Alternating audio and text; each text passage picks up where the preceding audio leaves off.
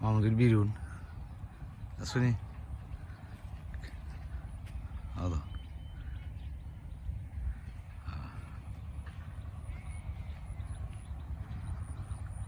হলো গরু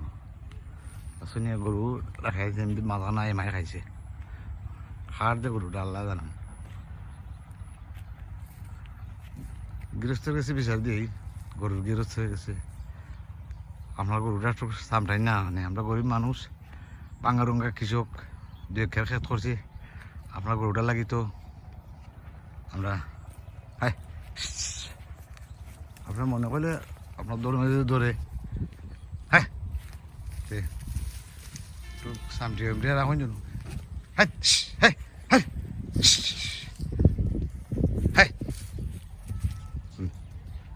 গরু